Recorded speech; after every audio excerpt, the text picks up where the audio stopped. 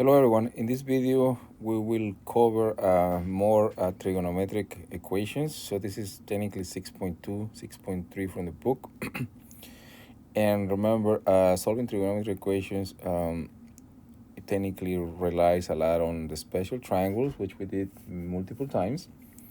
But in this specific video, we're going to focus on trigonometric equations that involve multiple angles, and by that I mean like double angles, triple angles, and so forth. Okay, so we're going to use one of the formulas we learned before to simplify and then solve the equation. So you have to do some extra steps, and then it's going to be similar to what we did in 6.1.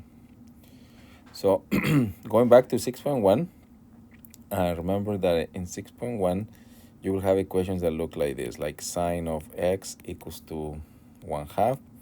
So essentially, which angle gives you 1/2?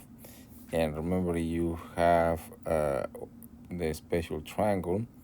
This is 30 degrees. This was 60, so this was 1, radical 3, this was 2.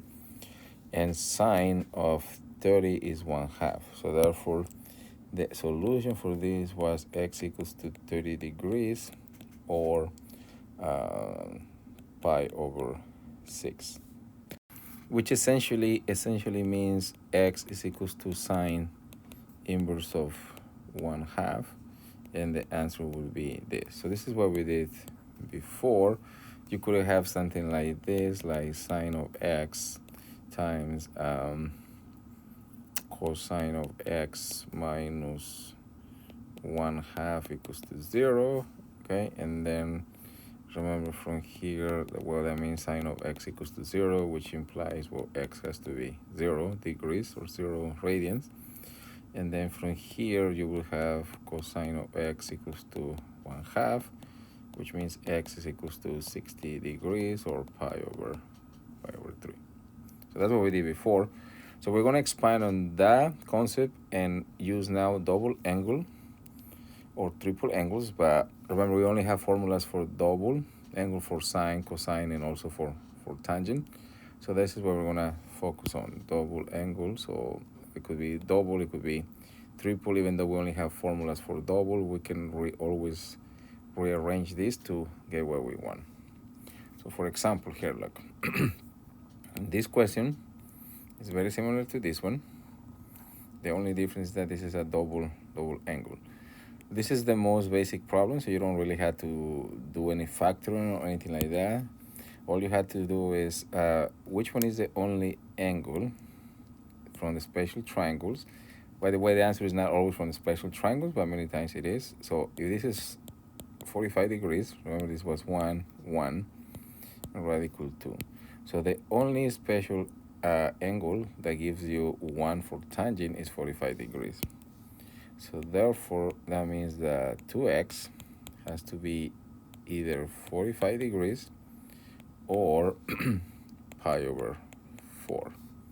So therefore, this means that x is equals to 22.5 degrees. That will be one answer.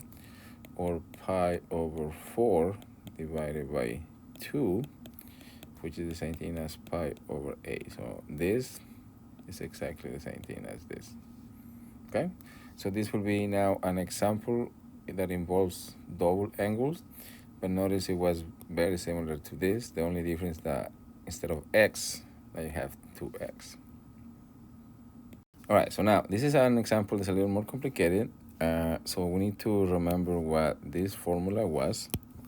So recall, okay, the sine of 2x is equals to 2 sine x cosine x. Okay, so therefore from here you're going to have 2 sine x cosine x equals to radical 3 cosine x. So then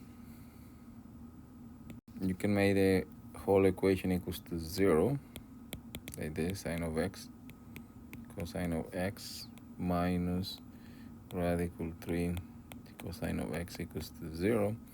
You can factor cosine of x, so this will give you 2 sine of x minus radical 3 equals to 0.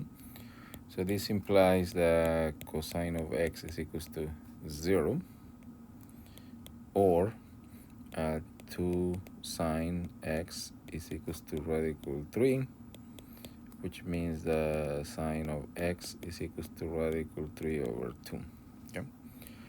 So now remember, the only angle that gives you 0 degrees for cosine is 90 degrees. Okay, so recall this. The graph for cosine looks like this. So this is cosine, and at this point this is pi over 2. So therefore the answer for this is pi over 2 or 90 degrees. Well, this one, by the special triangles we did before, the only angle for sine that gives radical 3 over 2 is 60 degrees, which is pi over 3. And that's it. So these are the two answers. All right, before we solve this problem, remember, so recall that cosine to x was equals to cosine square x minus sine square x. And this one you can write in 3 different ways. Since this equation involves cosine only, it will be a good idea to change this just to cosines. So therefore, you have cosine square x, and then remember that this one was minus 1 minus cosine square x. So you simplify, this gives you 2 cosine square x minus 1. Okay. So therefore, if you plug that in here, then we'll get 2 cosine square x minus 1. And notice that now everything is in terms of cosine. So this is going to be a quadratic equation, excuse me, that you will have to factor. So you simplify, this is 2 cosine square x minus cosine x, and then minus 3 equals to 0. So to factor this will be 2 cosine x. So just think you're factoring like y squared, 2y squared, minus y minus 3 equals to 0. Notice that this will be 2y. This will be y. So this will be 3. This will be 1. So this will be plus, and this will be minus. So therefore here this will be 2 cosine minus 3, and this will be cosine x plus 1 equals to 0.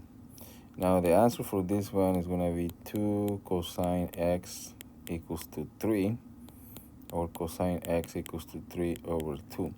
Now notice that this is more than 1, so this is bigger than 1. So therefore this has no solution, because cosine cannot be more than 1. But this one, you have cosine of x equals to -1. And the only angle that gives you -1 is 270 degrees, or 3 pi over 2. And that's it for that. All right, so let's move to the next one. So this one, remember that you have 4 cosine x minus 3, but secant, remember the secant is the same thing as 1 over cosine. So this will be 3 over cosine x equals to 0. So then you can cross multiply by cosine, which is the LCD. So this will give you 4 cosine square x minus 3 equals to 0. Because this cosine will cancel this one. So then here you're going to have 4 cosine square x equals to 3, or cosine x equals to 3 over 4 cosine square. So therefore you take the square root, or cosine of x is going to be plus or minus radical 3 over 2. So since this is positive and negative, that means you need the answer here, here, here, and here. You need all of them. The reference angle is 30 degrees, or remember pi over 6. So therefore all the answers are, if it is in the first quadrant, it will be 30 degrees. If it is in the second quadrant, it will be 150 degrees. Here is going to be 210, and here it will be 330, and then you can also change it to radians. Okay? All right, so let's move to the next one. This is a little bit more complicated because you cannot separate sine and cosine the way it is. So you had to square both sides. So if you square both sides, remember that if you have like a minus b and you square, this is equals to a squared minus 2ab plus b squared.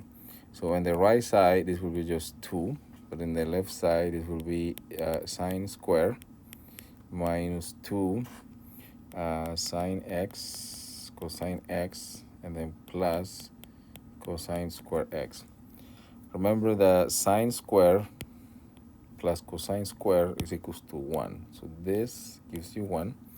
So this will be 1 minus 2 sine x cosine x equals to 2, okay? Remember this and this is equals to this. So then from here you will have minus 2 sine x cosine x equals to 1. Okay, so 2 minus 1 is 1. So that means minus 2 sine x cosine x is equals to 1/2. Actually equals to 1 from here. Or negative 1. So you can make this one positive. So this one, so this will be negative 1. Okay, so there are several ways to solve this problem, but the easiest one is, if you notice, this is the same thing as just sine 2x, and this equals to negative 1. So the only reference angle that will give you negative 1 for sine, to give you for sine, is 270 degrees. So that means 2x has to be 270 or 3 pi over 2. So therefore x will be 270 over 2. It will be 135 degrees, while this one will be 3 pi over 4. And that's it for that. All right, so now this one, you need to factor the problem, and notice that this is not x, it's 3x, so you have to watch out for that 2. So to factor this will be 2 sine of 3x plus 1, and this will be sine of 3x plus 1. It's like you were factoring 2y squared plus 3y plus 1 equals to 0. The factor will be 2y plus 1 and y plus 1. So that's what we have. So therefore from here, it means that 2 sine of 3x has to be negative 1, or sine of 3x has to be negative 1/2. This is very similar to the first problem we did.